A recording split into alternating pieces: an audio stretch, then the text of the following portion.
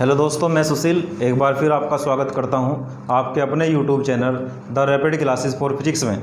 Last video में हमने जानने का प्रयास कर रहा था कि कोई वैद्युत द्विध्रुव अपनी निरक्ष में कितना क्षेत्र पैदा करता है, लेकिन लास्ट वीडियो में वो उसका फर्स्ट हाफ पोर्शन कंप्लीट हुआ था, पहला आधा भाग कंप्लीट हुआ था। आज की इस वीडियो में हम उसका बचा हुआ जो पोर्शन है उसको कंप्लीट करेंगे। सबसे पहले मैं तुम्हें थोड़ा सा ये बता दूं कि लास्ट वीडियो में या जो हमने फर्स्ट हाफ पोर्शन कंप्लीट करा था वो कहाँ तक हुआ था, उसके बाद फिर स्टार्ट करते हैं। हमने जो कल करा था, हमने कहा था ये एक वैद्युत द्विध्रुव है। सब बच्चे गौर फरमाएंगे, ये डायग्राम एक बार देख लेंगे। माना ए भी कोई वैद्युत द्विध्रुव है जिसका मध्य बिंदु कितना है सी से आर दूरी पर उसके निरक्ष में कोई बिंदु P है जहां हमें क्षेत्र का मान ज्ञात करना था। हमने क्या किया था, हमने प्लस क्यू आवेश से कारण क्षेत्र निकाला था, उसकी डायरेक्शन ये थी E1, और फिर हमने माइनस क्यू आवेश से कारण क्षेत्र निकाला था, उसकी डायरेक्शन ये थी E2।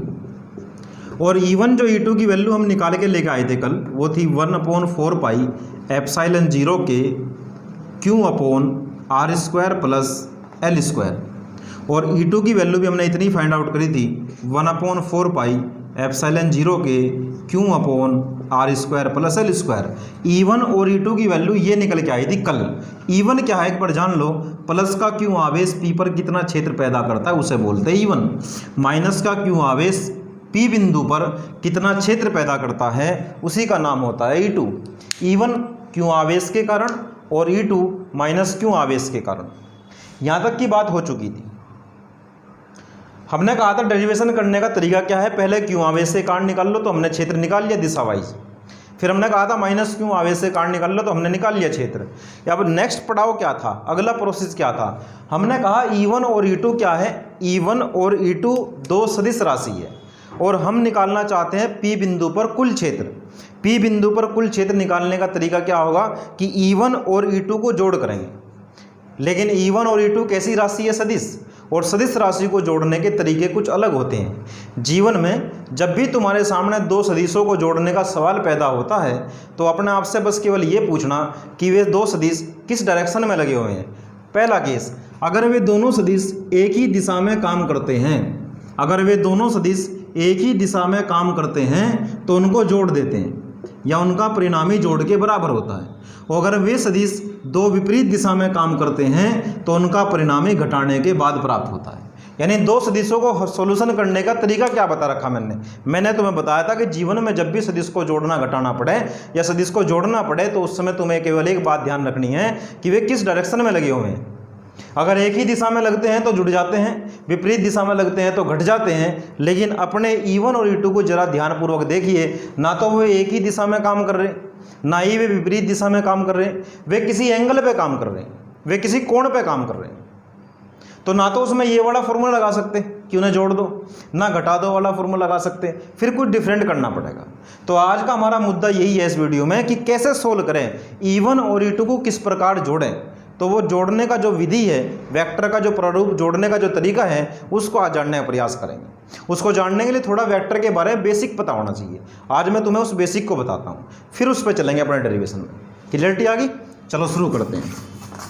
जीवन में एक बात ध्यान रखना, वेक्टर का ये नियम होता है कि जब भी कोई सदिश तिरछा काम करता है, तिरछा मतलब किसी एंगल पे काम करता है। एंगल किसके साथ हो सकता है, एक्स अक्ष या वाई अक्ष के साथ। हमने ऐसा मान लिया जब भी कोई सदिश तिरछा काम करता है, तो जीवन में याद रखना जब भी कोई सदिश तिरछा काम करता है तो उसके दो समकोणिक घटक होते हैं, उसके दो कंपोनेंट होते हैं। ये बात हम 11वीं क्लास में पढ़ चुके वेक्टर वाले चैप्टर में। जब भी कोई सदिश तिरछा काम करता है उसके दो समकोणिक घटक होते हैं। माना हमारे पास कोई ये सदिश है जिसका नाम है आर वेक्टर और ये तिरछा लगा हुआ है, तो उसके समकोणिक घटक कैसे करते हैं उसको जान लो। सबसे पहले इस वेक्टर की पूंछ पर एक्स अक्ष और वाई अक्ष खींच देते हैं।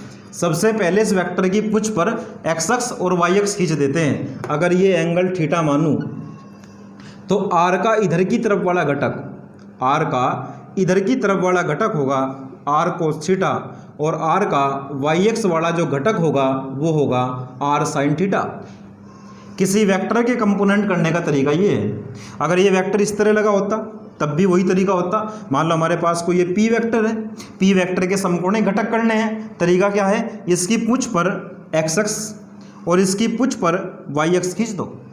नीचे की तरफ वाला जो घटक होगा, थीटा की तरफ वाला घटक, वो कोस थीटा होगा और ऊपर की तरफ वाला जो घटक होगा वो साइन थीटा होगा। ये है किसी वेक्टर के समकोणीय घटक करने के तरीके, कि जब भी जीवन में तुम किसी वेक्टर के समकोणीय घटक करना चाहते हो तो उसकी पूंछ पर एक्स अक्ष और वाई अक्ष खींच दो और फिर लंब डालो, उसके बाद तुम्हें दो घटक प्राप्त होंगे। चलते हैं अपने चित्र के अंदर।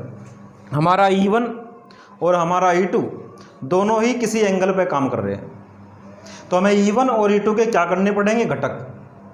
तो E1 और E2 के घटक करने के लिए हमें क्या करना पड़ेगा, हमें सबसे पहले E1 और E2 की पूंछ पर एक्स अक्ष और वाई अक्ष खींचने पड़ेंगे। चलो शुरू करते हैं। देखो सब बच्चे ध्यानपूर्वक, ये हमारा E2 है, ये है हमारा एक्स अक्ष और ये है हमारा वाई अक्ष। यहाँ तक की बात क्लियर। अब जानना है कितने कोण पर लगे हुए हैं। मैंने ऐसा मान लिया ये एंगल कितना है, थीटा, तो यार ये वाला एंगल भी कितना होगा, थीटा, और ये वाला एंगल भी कितना होगा, थीटा। अगर थोड़ी ज्योमेट्री लगा के दिखाऊं तो यार ये वाली दो रेखा जो है, एक तो ऊपर वाली वाई एक्स एक्स वाली रेखा और एक नीचे वाली ये वाली रेखा, ये दोनों कैसी है, समांतर। और जो ये तिरछी रेखा है ये वाली, इसे बोलते हैं तिर्यक रेखा। ये तिर्यक रेखा जितना कोण यहाँ बनाती है उतना ही कोण यहाँ बनाती है। अगर ये एंगल थीटा है, देखो बढ़ा के दिखा रहा, अगर ये एंगल थीटा है तो ये वाला एंगल भी थीटा होगा। यहाँ तक की बात क्लियर सबको। हमने क्या करा, इसकी E1 और E2 की पूंछ पर एक्स अक्ष वाई अक्ष खींच लिया। जैसे ही E1 E2 की पूंछ पर एक्स अक्ष वाई अक्ष खींचे तो अब हमें करने हैं इनके समकोणीय घटक। तो सबसे पहले E1 के समकोणीय घटक करते हैं। E1 का नीचे की तरफ वाला जो घटक होगा वो होगा E1 कोस थीटा। वो कितना होगा, E1 कोस थीटा।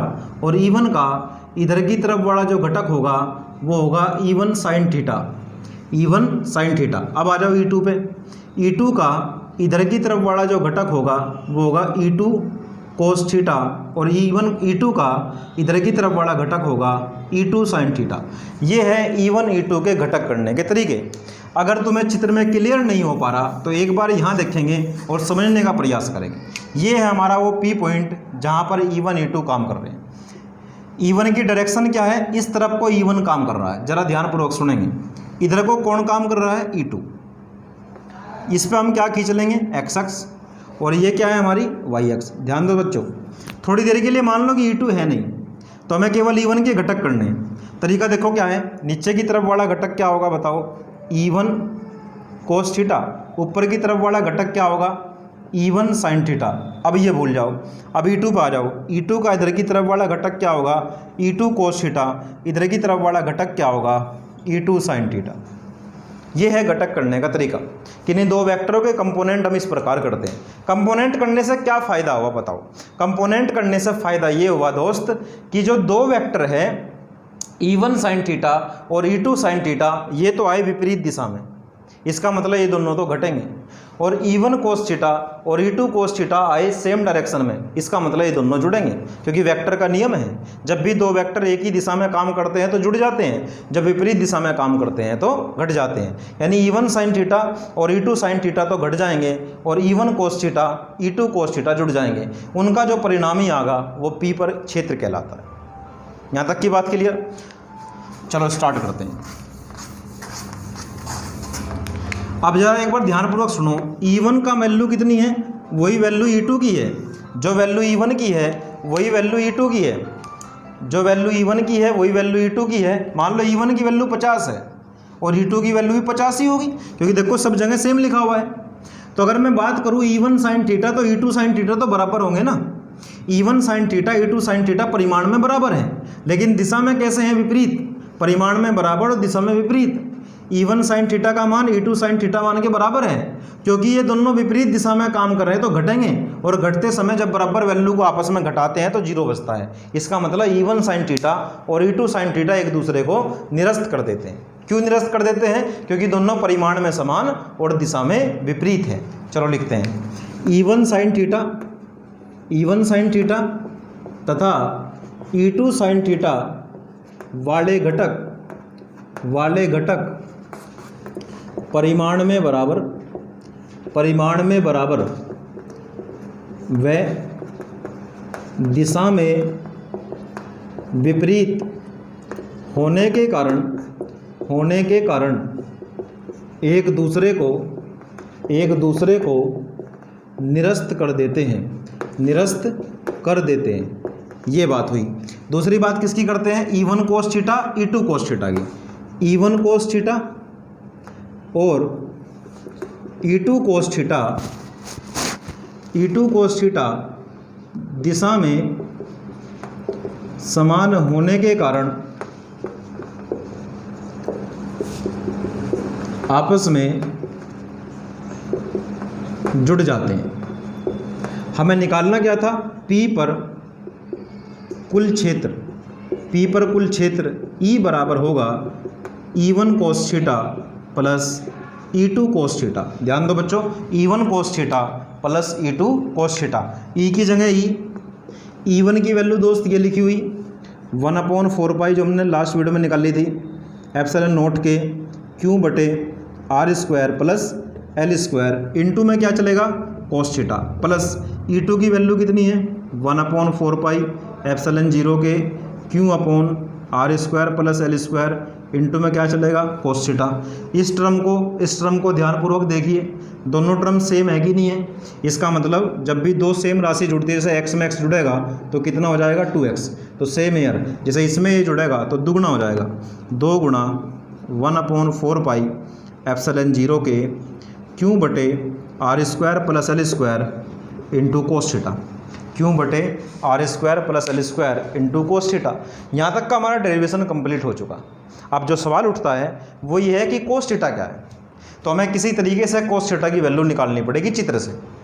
तो अपने चित्र के अंदर जाकर हम क्या करेंगे? अब हमारा नेक्स्ट जो पड़ाव है वह cos थीटा का मान कैसे निकाल लेंगे। तो एक बार चलते हैं चित्र के अंदर और cos थीटा का मान निकालने का प्रयास करते हैं।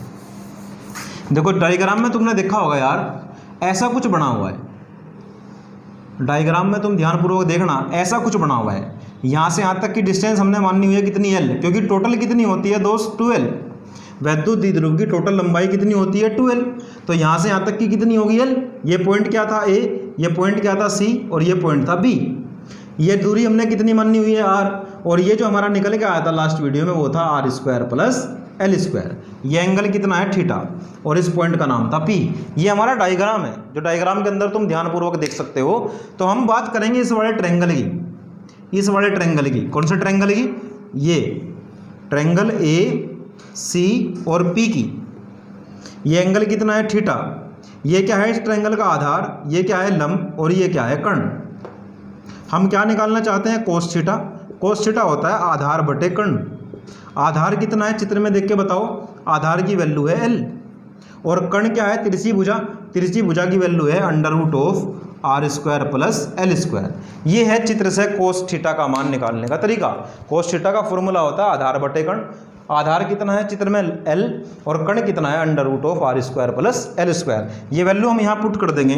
E बराबर 2 गुणा 1/4 पाई एप्सिलॉन 0 के Q बटे R square plus L square, और cos थीटा की वैल्यू है L upon √R square plus L square. इनको एक साथ लिखेंगे।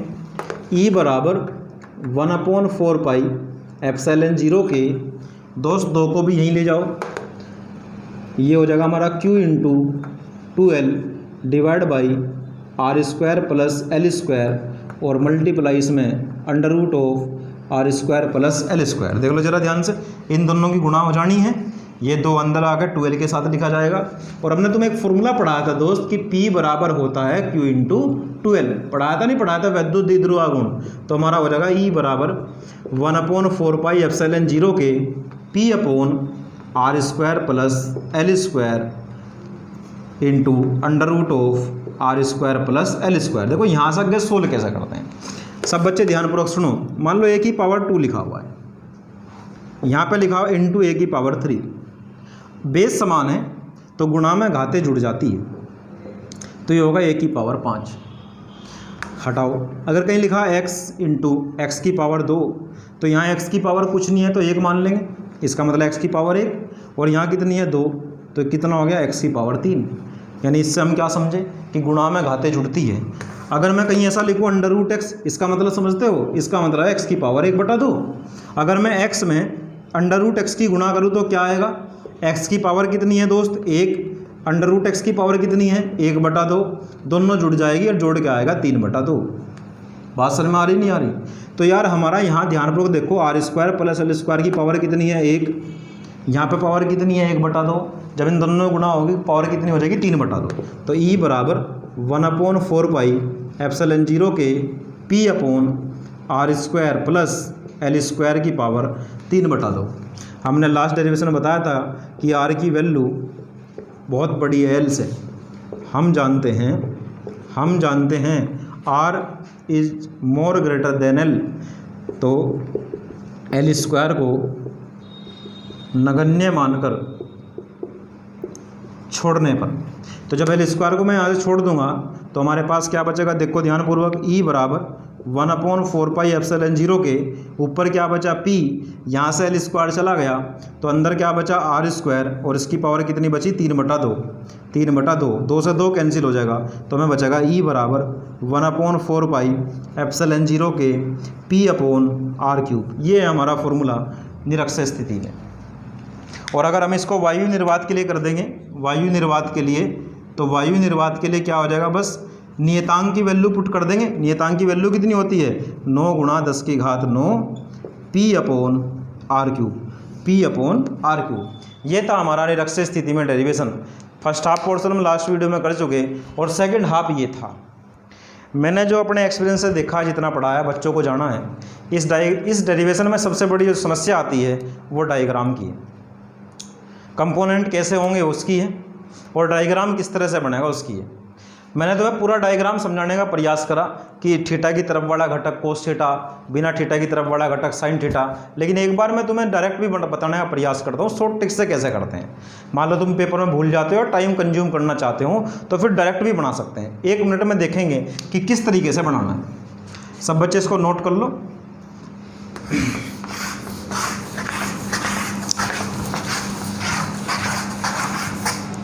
देखो तरीका, सबसे पहले एक ट्रायंगल बनाओ, बड़ा आसान है, बन गया ट्रायंगल। इसकी यहाँ एक्स अक्ष और वाई अक्ष खींच दो।